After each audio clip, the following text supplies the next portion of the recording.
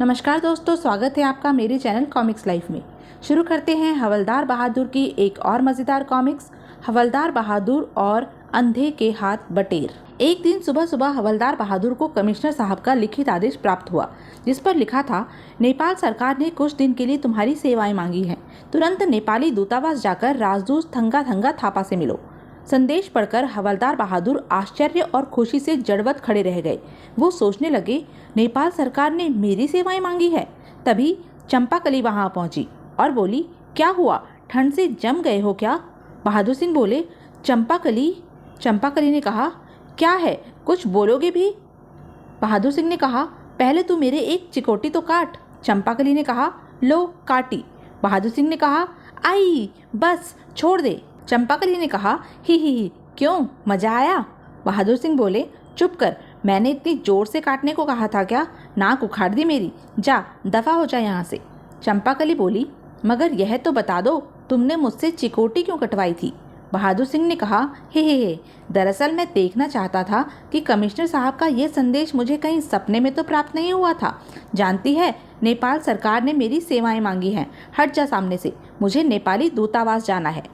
हवलदार बहादुर अपनी मोपेड पर सवार होकर नेपाली दूतावास पहुंच गए और बोले, ओह, यह तो बंद ही नहीं हो रही है। शोर सुनकर दूतावास का चौकीदार उनकी ओर लपका। वह बोला, ओए, बंद कर यह शोर। बहादुर सिंह ने कहा, अरे वाह, बंद हो गई। वाह उस्ताद, तुमने तो एक ही फटके में मेरी फटफटियाँ बंद कर दी। मैकेनिक हो क्या? चौकीदार ने कहा, मैं यहाँ का चौकीदार हूँ, तुम कौन हो? बहादुर सिंह ने कहा, मैं हवलदार बहादुर हूँ और थंगा थंगा थापा साहब से मिलने आया हूँ। चौकीदार सोचने लगा, आए, साहब ने तो कहा था कि कोई हवलदार आने वाला है, मगर यह साला तो पुलिस वाला लगता ही नहीं है। हवलदार को संदिग्ध दृष्टि से देखते हुए चौकीदार ने उन्हें भीतर जाने की अनुमति दे दी और जब वह राजदूत थंगा थंगा थापा के ऑफिस में प्रविष्ट हुए तो थापा ने कहा, ए, कौन हो तुम और अंदर कैसे आए? बहादुर सिंह बोले, I am havildar Bahadur from Rupnagar thana sir. Thapa ने कहा, you are havildar Bahadur? I don't believe it. Bahadur Singh ने कहा, ही मगर मैं हूँ सर। थंगा थंगा थापा ने तुरंत कमिश्नर साहब को फ़ोन किया। थापा ने कहा, कमिश्नर साहब, हमने तो हवलदार बहादुर को भेजने की प्रार्थना की थी, लेकिन आपने जो आदमी हमारे पास भेजा है वह तो उस ऊंट गाड़ी वाले का भाई लगता है जो कल हमारा फर्नीचर लेकर आया था। बहादुर सिंह सोचने लगा, आए, मुझे ऊंट गाड़ी वाले का भाई बता रहा है, बावला हो गया है। कमिश्नर साहब ने जो जवाब दिया उससे संतुष्ट होकर थंगा थंगा थापा ने फ़ोन रख दिया और बोले, ही बैठिए, मुझे तो अब भी विश्वास नहीं हो रहा है कि आप वही हवलदार बहादुर हैं जिन्होंने कसीनो के लुटेरों को गिरफ्तार करवाया था। बहादुर सिंह बोले, अजी, वह तो मामूली काम था, अब तो आप मुझे यह बताइए कि मुझे क्यों याद किया है। थापा ने कहा, बात दरअसल यह है मिस्टर हवलदार बहादुर कि पिछले कुछ महीनों से नेपाल में अपराधियों का एक गिरोह सक्रिय है। वह लोग प्राचीन मंदिरों से मूर्तियां चुरा लेते हैं। हमारी पुलिस उस गिरोह को पकड़ने में असफल हो चुकी है, इसलिए हमारे पुलिस कमिश्नर ने आपको नेपाल भेजने की सिफारिश की है। उनका विचार है कि सिर्फ आप ही उन चोरों को पकड़ सकते हैं। बहादुर सिंह बोले, ही बिल्कुल ठीक विचार है उनका। मैंने बड़े बड़े चोरों को पकड़कर हवालात में सड़ा दिया है। थापा ने कहा, तो फिर आप तुरंत नेपाल के लिए प्रस्थान कीजिए, आपकी यात्रा के सारे प्रबंध हो चुके हैं। बहादुर सिंह बोले, ठीक है जी, मैं आज ही प्रस्थान कर जाता हूँ। हवलदार बहादुर जब नेपाल रवाना होने के लिए विमान में सवार हुए तो खुद को जेम्स बॉन्ड से कम नहीं समझ रहे थे। वो सोचने लगे, हिंदुस्तान से नेपाल तक मेरी जासूसी का डंका बज गया है। वह बेचारा जेम्स बॉन्ड तो आजकल बड़ा शर्मिंदा हो रहा होगा। ही। फिर जैसे ही वह काठमांडू एयरपोर्ट पर विमान से उतरे, एक महिला ने कहा, वेलकम सर। बहादुर सिंह बोले, आपने मुझसे कुछ कहा? महिला बोली, यस हवलदार बहादुर जी, मैं कमिश्नर साहब की सेक्रेटरी शशि बाला हूँ और आपको रिसीव करने आई हूँ। पिछले वर्ष यहाँ के सभी अखबारों में आपके चित्र छपे थे, इसलिए मैंने आपको देखते ही पहचान लिया। बहादुर सिंह बोले, बड़ी मेहरबानी जी आपकी, वरना मुझे तो बड़े बड़े नहीं पहचान पाते। ही। शशि बाला के साथ वह सरकारी गाड़ी में रवाना हुए। शशि बाला बोली, आप जैसे मशहूर जासूस को अपने साथ देखकर मुझे बहुत प्रसन्नता हो रही है। बहादुर सिंह ने कहा, सभी को होती है जी, जेम्स बॉन्ड भी जब मुझसे मिलता है यही कहता है। हवलदार ने डींग हाँकी थी। शशि बाला बोली, जेम्स बॉन्ड? मगर वह तो एक काल्पनिक पात्र है, इयान फ्लेमिंग के उपन्यासों का हीरो।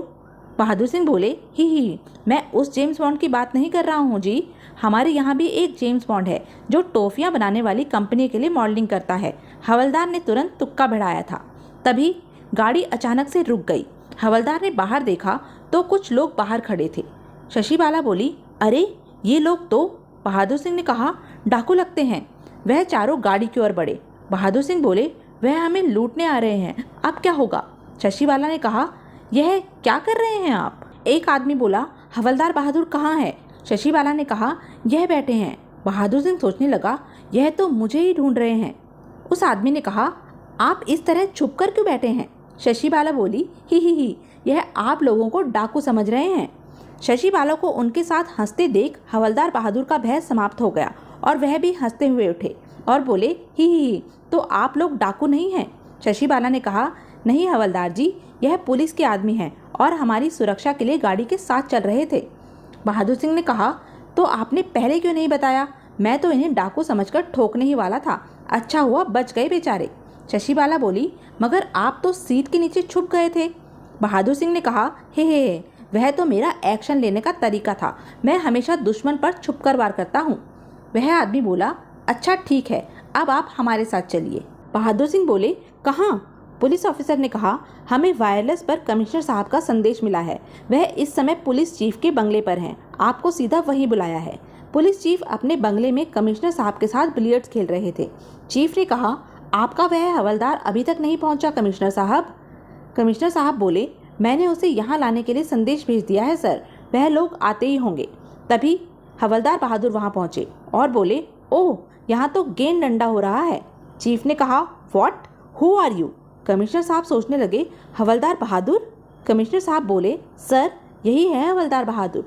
चीफ ने कहा, नॉनसेंस, यह बिलियर्ड्स को गेंद डंडा बोलता है, कैसा हवलदार है यह? बहादुर सिंह ने कहा, मैं तो मजाक कर रहा था सर। कमिश्नर बोले, जी हाँ सर, यह बहुत मजाकिया आदमी है, मगर बहुत ही चालाक और बहादुर पुलिसकर्मी है। चीफ ने कहा, मुझे तो यह पुलिस वाला ही नहीं लगता। बहादुर सिंह ने कहा, क्या बात करते हैं सर, मैं खानदानी पुलिस वाला हूँ। पिछली 7 पीढ़ियों से मेरे पुरखे अपराधियों की दुमों में नमदा कसते चले आ रहे हैं। कमिश्नर साहब बोले, इसलिए तो हमने आपको यहाँ बुलाया है हवलदार बहादुर जी। नेपाल में इन दिनों कुछ चोरों ने काफ़ी उत्पात मचाया हुआ है। बहादुर सिंह बोले, तो आप मुझे उन चोरों का पता बताइए, मैं सबको पकड़कर हवालात में सड़ा दूंगा। चीफ ने कहा, व्हाट नॉनसेंस, अगर हमें चोरों का पता मालूम होता तो हम तुम्हें क्यों बुलाते? पुलिस चीफ को क्रोध में देखकर पुलिस कमिश्नर ने तुरंत बात बनाई। कमिश्नर साहब बोले, लेकिन सर, हवलदार जी को चोरों के विषय में कुछ तो जानकारी देनी ही होगी। मैं इन्हें हेडक्वार्टर ले जाता हूँ और केस की पूरी फाइल दिखा देता हूँ। चीफ बोले, ठीक है, ले जाइए। कमिश्नर हवलदार बहादुर के साथ हेडक्वार्टर की ओर रवाना हुआ।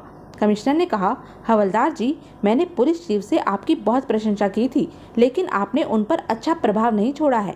बहादुर सिंह बोले, मैं यहाँ कुछ छोड़ने नहीं आया हूँ जी, चोरों को पकड़ने आया हूँ। हेडक्वार्टर पहुंचकर कमिश्नर ने केस की फाइल हवलदार बहादुर को दे दी और फिर उन्हें होटल पहुंचा दिया। बहादुर सिंह बोला, फाइल जाए भाड़ में, पहले इस नरम बिस्तर पर एक नींद निकालता हूँ। बिस्तर पर लेटकर उन्होंने सोचा, मूर्ति चोरों को तलाश करने का सबसे अच्छा तरीका यह है कि प्राचीन मूर्तियों का खरीदार बनकर यहाँ के बदनाम होटलों और क्लबों में घूमा जाए। शाम को उठकर उन्होंने अपने सूटकेस से मेकअप का सामान निकाला और तैयार होते हुए सोचने लगे, ऐसा मेकअप करूंगा कि चोर मुझे धाकर तस्कर समझेंगे। होटल से बाहर आकर उन्होंने एक टैक्सी ली। बहादुर सिंह बोले, मुझे किसी ऐसे क्लब में पहुंचा दो जहां शहर के बड़े बड़े गुंडों और बदमाशों का आना जाना हो। टैक्सी ड्राइवर सोचने लगा, यह साला खुद तो काकड़ी पहलवान है, बड़े बड़े बदमाशों के क्लब में जाकर क्या करेगा। ड्राइवर ने उन्हें एक बदनाम क्लब में पहुँचा दिया। बहादुर सिंह ने सोचा, यह जगह ठीक है, सभी 10 नंबर ही रखते हैं। हवलदार सीधे बार काउंटर पर पहुंचे और बोले, भैया जरा सुनो। बारटेंडर ने कहा, पहले अपना यह हुक्का पीछे करो, मेरी नाक जल जाएगी। तो यह थी अब तक की कहानी। आगे की कहानी जानने के लिए बने रहें मेरे साथ। और हाँ, मेरे चैनल को लाइक, शेयर और सब्सक्राइब करना ना भूलें। धन्यवाद।